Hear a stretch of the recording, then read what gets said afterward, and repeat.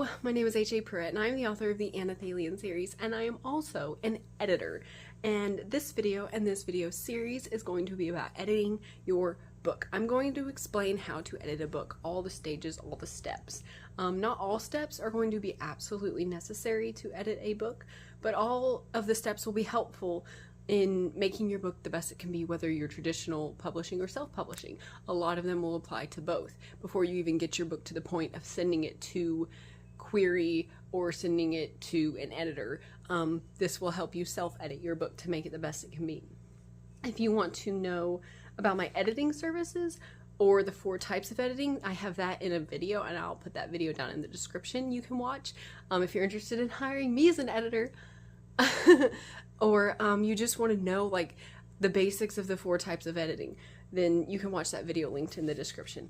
And if you have any questions or if you have suggestions of editing topics, please leave them in the comments. So I'm going to go ahead and get to the video for this week. So this is the 12th video in the editing series. This video is going to be about head hopping.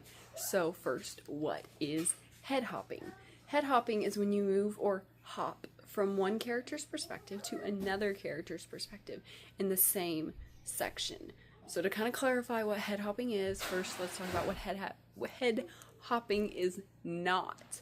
So head hopping is not when you have multiple perspectives, multiple point of views, and they are separated by chapters or breaks. If chapter 1 is in his perspective, chapter 2 is in her perspective, that's not head hopping, that's having multiple perspectives. If you have chapter 1 is split into 2 sections with a chapter break, the first section is his perspective, the second section is her perspective, that's not head hopping. If you have a break of some kind showing that this is a separating point, that's not head hopping, that's moving to a different section in your book. So that's perfectly okay. Second, what is head hopping not? It is not when you have an omniscient narrator or when you're using omniscient third person. So omniscient narrator, omniscient third person, that means whoever's telling the story, the perspective of the storyteller, can see everything. In The Hobbit, it moves from saying Bilbo was thinking this to Dalwyn was thinking this to all the different dwarf names, and it kind of goes between who's doing what, and it kind of sees into everybody's thoughts and feelings a little bit. It never goes really, it usually doesn't. In The Hobbit, it doesn't go real deep very often or at all in omniscient narrator or omniscient third person. It usually stays more surface level and kind of tells what everybody's doing. It can get into a little bit of what everybody's thinking, but when you have omniscient narrator, omniscient third person, that means you can see what everybody's feeling, what everybody's thinking. You can jump around to different people because it's like one person looking down at the scene, and it's more about like the whole story as a whole. So if you're doing that, it's not head hopping when you move from one person to another. If you're going for more of a narrator thing. And the difference between that and limited first person, limited third person, and deep person point of view, third person and first person, is those limited perspectives just come from, it's like you're inside the head of one person. Limited third person, limited first person. All the thoughts, all the feelings, the story is told from the perspective of that person. They can only think, only feel, only see, only hear, only know what that one person can be. And if you move around when you're using that perspective, that is head hopping. And deep person perspective, deep person point of view is when it goes deep. When like your character, you're hashing out their thoughts, you're hashing out their feelings. That's the deep person perspective. Same thing as limited, it's just deeper. And if you're moving around when you have any kind of deep person perspective, that's probably not okay because you're trying to do 2 things at once. It's not going to work. It's going to confuse readers.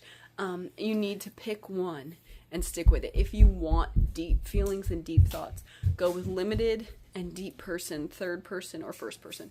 You could use second person, but I have never read a fiction book in second person. It's kind of weird. Usually people only use that for like persuasive essays and stuff.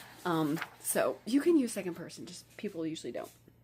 Okay, so again, those 2 things I talked about was what head hopping was not, and what head hopping is when you are writing from one character's perspective and you hop to someone outside of what that character can sense, see, hear, smell, taste, feel, and also what they can know and what they can think. When you hop outside of that perspective of what anything that one character can experience, when you hop outside of it, that's head hopping.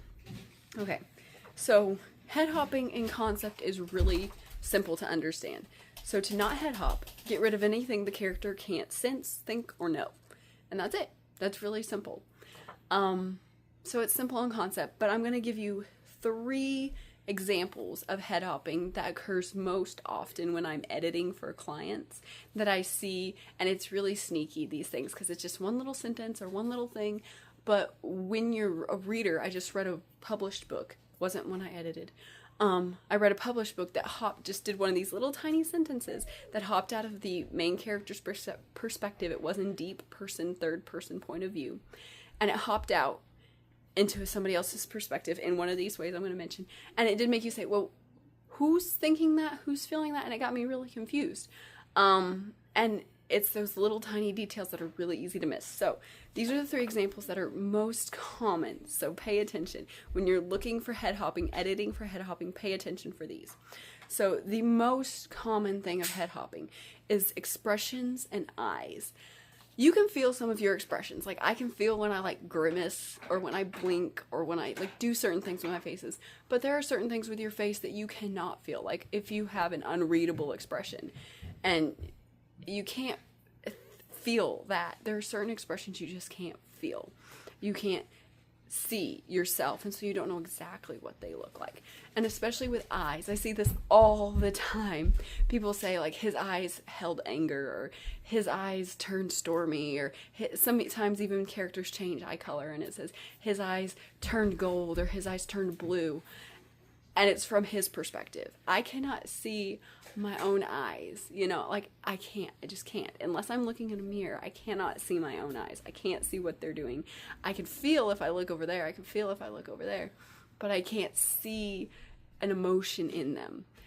So don't put that in your writing. If you're talking about your character experiencing a feeling, don't word it in a way that comes out in something they can't see.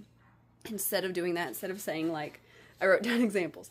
Instead of saying like his eyes turned angry, you can say what he feels, because he can feel what he's feeling. He can feel that inside. And so you can say what he can feel, like he narrowed his eyes in anger. Like he knows he's angry, and so you don't have to explain to the reader how he knows he's angry. But you can say like he narrowed his eyes in anger, not that his eyes turned angry. So I hope that makes sense, the difference between what your character can and can't see in relation to what's going on their face. Because that's a really big one. Okay, make sure you describe it from your character's point of view, what they can feel, not what you, as the all-knowing author, can see is happening on their face. Pretend like you can't see your face whenever you're writing from that person's point of view, because you can't. If you're that person, you can't see your face. You can feel your face, but you can't see your face. Okay, so the second most common thing, the most common way people head hop, is knowing other characters' thoughts and feelings. Okay, so if you are saying another character's feeling, like, let's say it's from his perspective, and she was angry. Well, how does he know she's angry? Because other people can know other people's emotions, but they can't just know them intuitively. They can't see inside, unless you have a mind reader, okay? Unless you have a mind reader, or a feeling reader, or one of those cool magic people. We can't know each other's emotions. And so how do show me? And this is like a thing of tell versus show. Instead of telling me something, show me how he knows. Okay, so maybe she sneered instead of she was mad. So if she sneers, like that shows somebody else, I'm mad at you, and you growl and snarl. Or maybe she says something that's angry. Show how your character perceives that other character's angry, instead of just saying that other character was angry. Okay, and for thoughts, either show how your character knows. Let's say you're still in his perspective, and she's angry, and she's thinking, oh, I really hate him. Instead of saying he knew that she hated him, because how does he know? Unless he's a mind reader, he doesn't know, okay? Girls are complicated. Sometimes we sneer at you and we really hate you. And no, and we really love you. Like my husband, he always like makes fun of me and I'm like, oh, you're so gross. And I'm like, but I don't want you to stop teasing me because I like how you flirt with me. So you don't know, okay? Anyway, so thoughts either show how the character knows or show that your character is guessing or remove it. So if she seems to be angry at him, you can say something as simple as that, as like she sneered at him and he thought he was angry at her. Don't say it like that. That's bad writing. But you get what I mean. So instead of, okay, I wrote some examples. So instead of like, Wilson didn't like coffee. How do you know Wilson didn't like coffee? Show me. Say like, Wilson wrinkled his nose as he walked in the kitchen, and I guessed the strong bitter scent of coffee caused it. So that's like a guess. You're perceiving them do something, and you're making a guess based off of that. Not just saying, well, he doesn't like coffee. I know. Don't give your characters knowledge that they don't know. Show how they're coming to those conclusions. Or, like, if they know, tell the reader how they know. Like, oh, I read this in a book, not just, or like, she told me this, Wilson told me he didn't like coffee a couple days ago. Don't just assume things with your character. Okay. So third way head hopping appears in a manuscript in a story most often. Knowing a character's name before it's introduced. Like, okay, say we're in his perspective and he meets this girl and he's like, oh, hi, Sandra. And you start from his perspective. He says, Sandra said this. Sandra, not even hi. He doesn't say hi. He's like, Sandra said this. Sandra said that. And she hasn't said her name yet. That happens a lot because as the author, you know everybody's name, hopefully. You know everybody's name, and so you're not just saying the girl, the woman, this. You're like naming her, and you forget that he doesn't know her name yet, so you cannot write her name down. Again, if you're doing an omniscient narrator who knows the names, go ahead and say the names. But if it's from that person's point of view and he hasn't met her yet and he doesn't know her name, call her by the description. He can see she has brown hair, the brown-haired girl, or just the girl he was talking to, until she introduces her name. And once you introduce her name, then you can use her name. If you never introduce her name, you don't have a name. So those are not all the ways. Those three things I just mentioned are not all the ways to head hop in a book. There are probably endless ways to head hop in a book.